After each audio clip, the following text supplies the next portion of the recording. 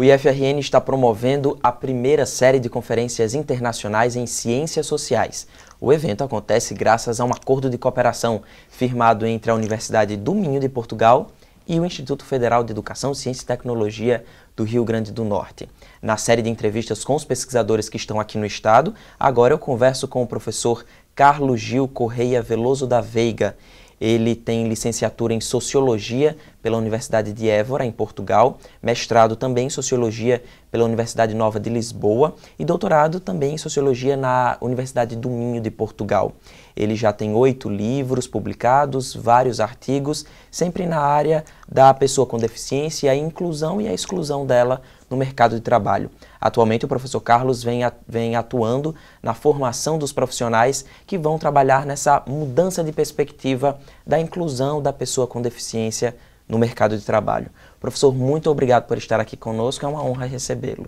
Muito obrigado eu, também com muito gosto e com muita honra e com muito prazer que estou aqui convosco para partilhar, enfim, a minha experiência de investigador e de professor neste grande acordo de cooperação entre as duas instituições, que eu creio que será um início de um processo frutuoso de colaboração. E, portanto, os meus agradecimentos pelo convite formulado. A gente que agradece. Então, professor, o senhor vai falar na conferência de logo mais sobre as pessoas com deficiência e o trabalho, da exclusão ao limiar da inclusão. Então, o senhor acredita que a pessoa com deficiência, a inclusão dela ainda está bem nesse início mesmo? Como é que o senhor avalia isso? Pois, é assim, o processo de inclusão é uma coisa interminável. E bate sobretudo com, podemos dizer assim, com a própria história da humanidade. A humanidade ainda não aprendeu a lidar com a diferença e não aprendeu a lidar com todas as diferenças e, muito particularmente, não aprendeu a lidar com a diferença que constitui a deficiência. Daí que o trabalho tenha que ser sempre um trabalho continuado. E o que nós verificamos, de facto, é que, apesar dos Estados, particularmente os Estados modernos, investirem bastante em políticas públicas, muitos recursos, e a verdade é que nós notamos que o processo de inclusão não estão completos. Apesar disso, há muita gente que vai beneficiando dos apoios estatais, dos investimentos públicos, depois a sociedade, digamos, não acompanha, digamos assim, a generosidade que muitas vezes está por trás destes apoios e a inclusão não se processa de uma maneira completa e eficaz. Sobretudo considerando que podemos chamar assim o processo de inclusão, ou digamos assim, por dizer, os paradigmas da inclusão vão se modificando, no sentido de se tornarem mais exigentes. E isso está a acontecer hoje, a nível dos grandes paradigmas que dominam as questões da reabilitação das pessoas com deficiência, ganha muito relevo o paradigma da qualidade de vida. Isto é, no fundo, traduzindo em palavras mais simples, não basta que as pessoas sejam submetidas ou sejam apoiadas através de processos específicos para que a inclusão se produza. E para que a inclusão se produza, sobretudo, numa perspectiva de melhoria da sua qualidade de vida, que é hoje o grande objetivo que está por detrás, por assim dizer, dos princípios fundamentais que regem até a nível internacional as questões da deficiência e que procuram encontrar para as pessoas com deficiência um lugar diferente daquilo que elas têm de ter hoje em termos sociais. Pois é, o senhor fala dessa solidão da pessoa com deficiência. Apesar dela estar inserida nesse mercado de trabalho, ela muitas vezes continua sozinha na sua vida pessoal, afetiva. Como é que se dá esse processo? É verdade. E que nós temos, portanto, este trabalho que eu vou apresentar, esta comunicação, esta conferência, versa justamente sobre essa ideia de que a inclusão não se processa totalmente. Isso porquê?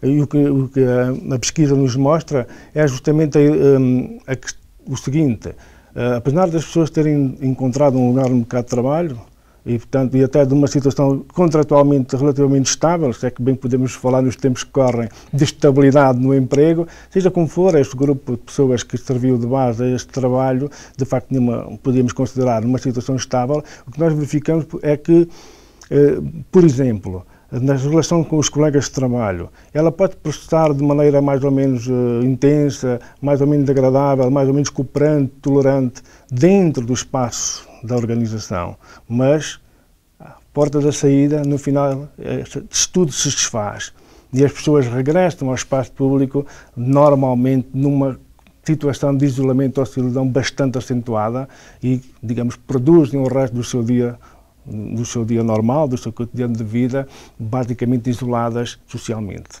E, portanto, que no fundo estamos a perceber que os processos de inclusão ficam a meio caminho. E o grande desafio é alterar isso. E isto é o que procura hoje em dia, quando se associa aos processos de reabilitação o paradigma da qualidade de vida. No sentido que, de facto, não basta colocar as pessoas no mercado de trabalho, é preciso garantir que elas tirem partido, proveito daquilo que a sociedade tem para dar a quem tem uma remuneração, tem um salário, tem algo monetário que lhe permite, ou que lhe deveria permitir, poder participar socialmente nas diferentes atividades, nos diferentes serviços, nos diferentes bens que a sociedade promove. Vamos falar, por exemplo, poder ir a um cinema, ir a um teatro, fazer um passeio, ir a um bar, a um pub, a qualquer coisa. Portanto, aproveitar, não é, tudo aquilo que estão as coisas que a sociedade pode oferecer e que normalmente as pessoas, de um modo geral, privilegiam nas suas vidas e que os seus cotidianos de tempos livres, os tempos pós-laborais, em grande medida são utilizados para esta satisfação. E o que nós verificamos com as pessoas com deficiência é que raros são os casos em que, de facto, apesar de terem obtido um estatuto similar de trabalhadoras, não conseguem fazer verter isso, assim, nas suas vidas pessoais, familiares e sociais. O senhor acredita que ainda existe muito preconceito com a pessoa com deficiência para que ela entre e se insira no mercado de trabalho? As pessoas ainda acreditam que as pessoas com deficiência são incapazes? Eu diria genericamente que sim. Mesmo quando, o curioso é que mesmo quando as pessoas vão dando provas que não são tão incompetentes assim, o preconceito tende a permanecer. Há sempre qualquer coisa que faz acentuar esse preconceito. Pequenas falhas, não é? Pequenos pormenores, porque nós temos também a ser realistas e perceber que as pessoas com deficiência têm limitações que muitas vezes não são ultrapassáveis, não é? Mas que isso pode não ser impeditivo para que elas sejam membros contributivos das sociedades onde vivem e onde trabalham. Portanto, de qualquer maneira, os atores sociais, as pessoas que, de um modo geral, conhecem mal e, portanto, a ideia é sempre exponenciar as dificuldades e desacreditar à partida as capacidades específicas das pessoas. E isso é um problema que tem raízes históricas, não é? Portanto, é um problema muito profundo. A humanidade existe há uns largos milhões de anos, como sabemos, mas, na verdade, só se começou a preocupar verdadeiramente com as questões da deficiência e a tentar compreender melhor o que estão, no fundo, as limitações e as potencialidades que estão associadas ao facto de uma pessoa não dispor naquilo que é, pelo menos, como ideia fundamental, ou como imagem fundamental de todas as suas funções intelectuais ou motoras em funcionamento considerado normal ou adequado. A verdade é, de facto, a humanidade só começou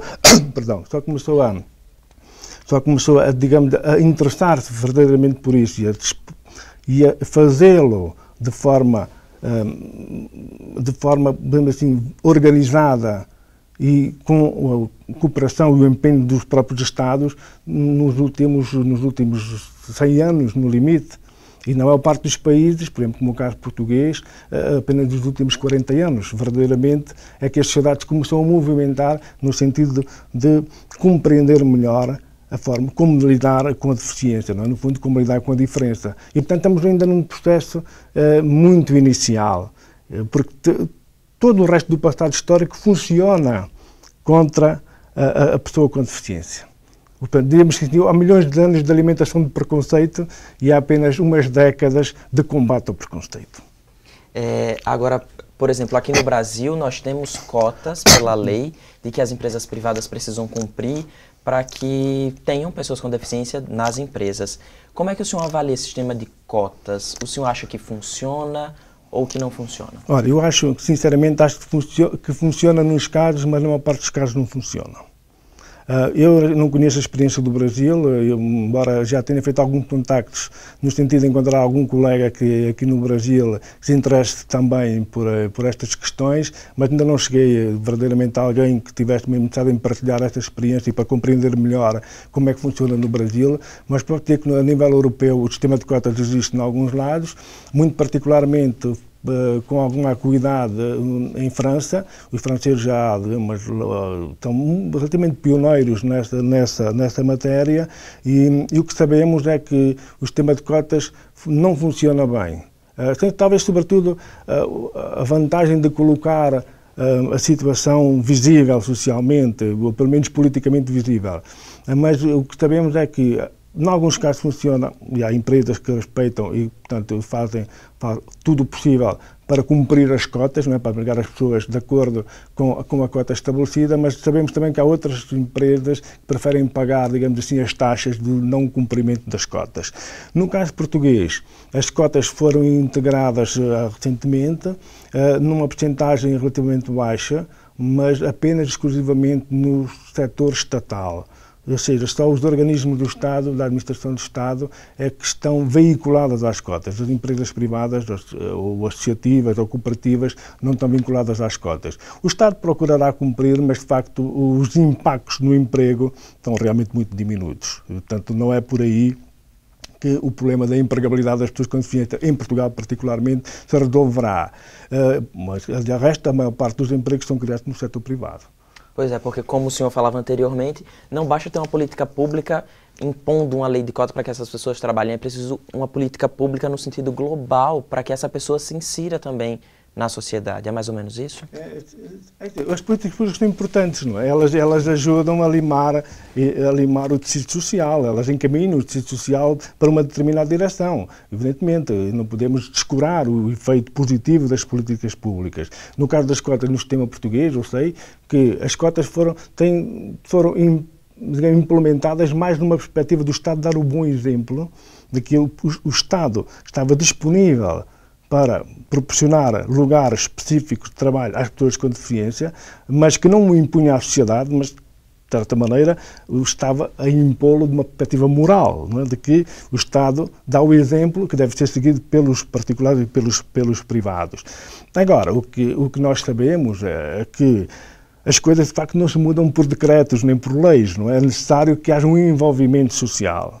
É necessário que a sociedade sinta que tem um dever, mas eu não chamaria quase de dever, e deve com naturalidade pensar que todas as pessoas, independentemente da sua condição, da sua origem, seja lá qual for, devem ter os mesmos direitos, as mesmas oportunidades que todos os outros. E, portanto, não haver aqui uma distinção rigorosa a partir de qualquer elemento particular de cada um de nós.